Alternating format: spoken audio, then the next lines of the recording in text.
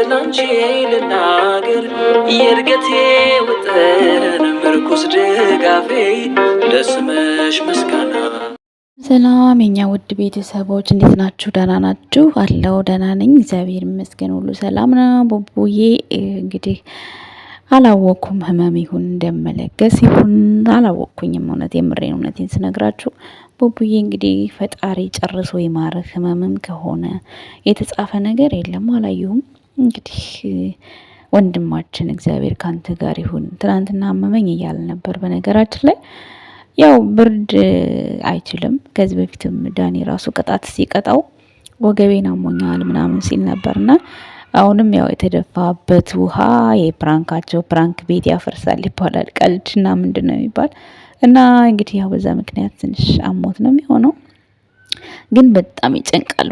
በሚወዱት ሰው እንደዚህ መሆን በጣም ከባድ ነው። እናንተ እኔ ስንት ሰው ጋር ደወልኩ፣ ማንም አልመለሰልኝም። መለኛው ጋም ደውያለሁ፣ እሱ ጋም ደውያለሁ፣ ማንም አይመልስም። እግዚአብሔርን ሲጨንቅ በጭንቅ ጊዜ ማለት ነው አይመልሱም ስልክ። በጣም ነው የሚያናድዱት እግዚአብሔርን እና በጣም ግራ ያጋባል። ብቻ ግን ያው ጭንቅ አለኝ እኔ መስማው ለምንድን ነው ግን በኋላማ ለበጎቹ መሳቂያ አልሆንም። በጣም ነው የጨነቀኝ፣ በጣም ማለት ነው። ግን በህመም ደግሞ አይቀለድም። በጎቹ እንዳትቀልዱብኝ አደራችሁን። ግን ጨንቆኛል።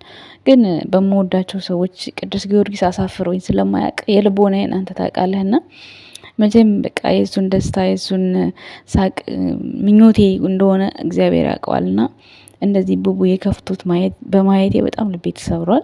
ነገር ግን ይህንን ስላልኩ ብዙዎቻችሁም የምትናደዱ ትኖራላችሁ። ግን በበሽታና ኖርማል ሆነው መጥተው በሚሰሩት ቪዲዮ የሚቀለድና የማይቀለድ ነገር ለይታችሁ ማወቅ አለባችሁ።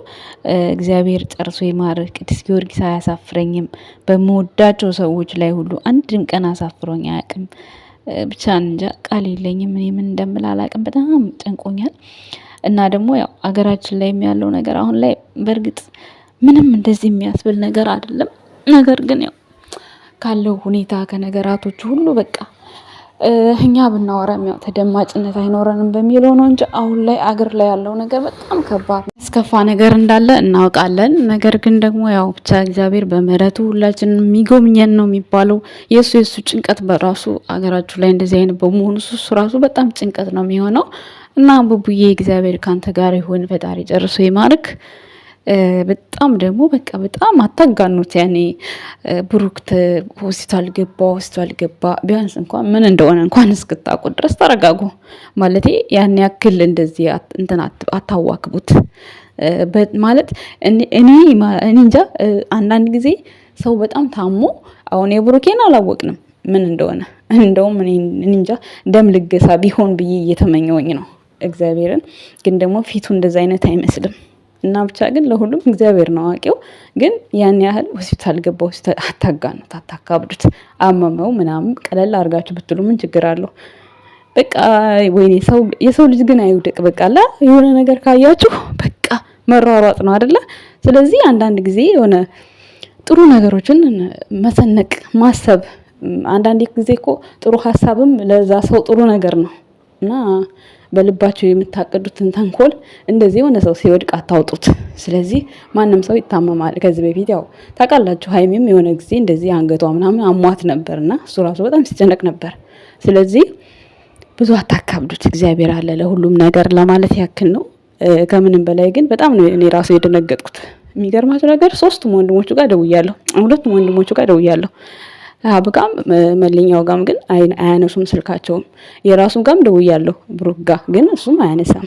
እና ያው እንደዚህ አይነት ችግር ሲመጣ አይመልሱም። ለምን እንደሆነ አላውቅም። ብቻ ግን ፈጣሪ ጨርሶ ይማረ። እንደዚህ አይነት ነገር ግን ሲፈጠር ባታስጨንቁን ደስ ይላል። ምክንያቱም ላንደርስላችሁ ነገር ጭንቀት በጣም ነው የሚጨንቀው። እኛ እንደርስላችሁም እግዚአብሔር ነው የሚደርስላችሁ። ግን በህይወታችሁ ውስጥ እንዲህ አይነት ነገር ሲፈጠር በደንብ ላታብራሩት ነገር ለምን ትፖስታላችሁ? እውነት በጣም ብዙ እንጃ በጣም ውስጥ የተረብሻል ይሄንን ስላችሁ ማለት ነው። እና ብቻ እንጃ አላቅም ምን እንደምላችሁ። ማታ በሰላም ያምጣችሁ። ላይ ሞትም ይችላሉ። አሁን እንግዲህ በዚህ 24 ሰዓት ውስጥ ምን አይነት ስሜት እንደው በጣም ከባድ ነው እና እናንተ ስትፖስቱት በጣም ቀላል ነው። ግን ከምንም በላይ ብቻ ፈጣሪ ይማርህ ባለበት ነው የምለው። ሌላ ምንም የምለው ነገር የለም።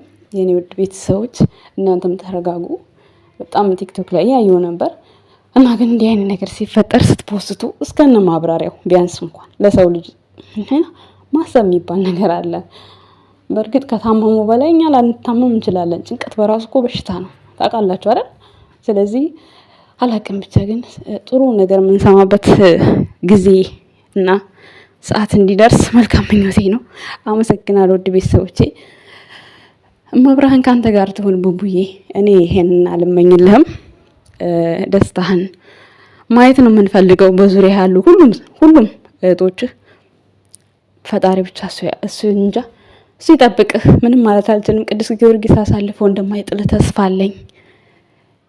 እኔ እንጃ አላቅም ምን እንደምል ራሱ ማውራው ራሱ ጠፍቶኛል እና አላቅም። መብርሃን ካንተ ጋር ትሁን። ጨንቆኛል በጣም ማለት ነው። በጣም የምሬን ስነግራችሁ ማለት ነው።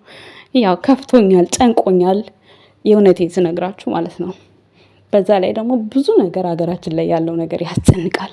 እውነት እኛ እኮ ቪዲዮ የምንሰራው እሱም ወደ ኋላ እየተውን ነው እንጂ እውነት ምንም መፍትሄ ስለማናመጣ ማለት ነው። እሱ ራሱ በጣም አንድ ፈተና ነው የምሬን ስነግራችሁ ማለት ነው።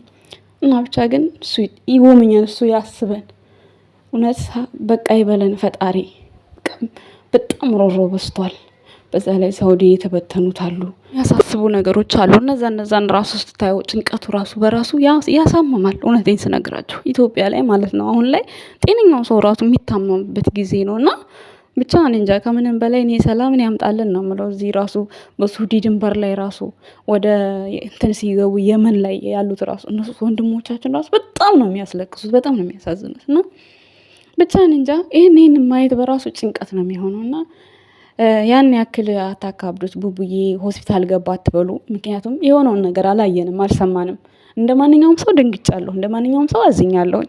ነገር ግን ደግሞ እስኪ ቢያንስ እንኳን የሆነውን ነገር ሳናቅ እንደዚህ ሆነ በቃ አለ አይደለ? ለፎሎና ለሰብስክራይብ አትቸኩሉ። እስኪ ሰከን በሉ እና ቡቡዬ ደግሞ ፈጣሪ እንጃ ጨርሶ እንዲምርህ መልካም ምኞቴ ነው። በባለፈው ራሱ ሆስፒታል ገባ ምናምን ሲባል አላየንም ብለን ነበር።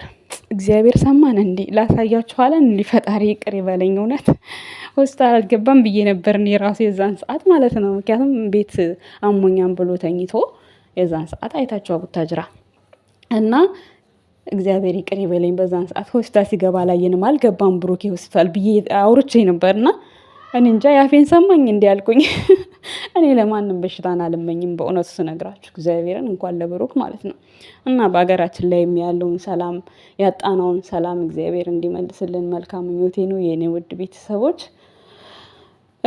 በጣም ይከብዳል ግን እንዲህ አይነት ነገር ሲኖር፣ በተለይ ዛሬ ላይ እየተፖሰተ ያለው ነገር በጣም ነው የሚያስፈራው።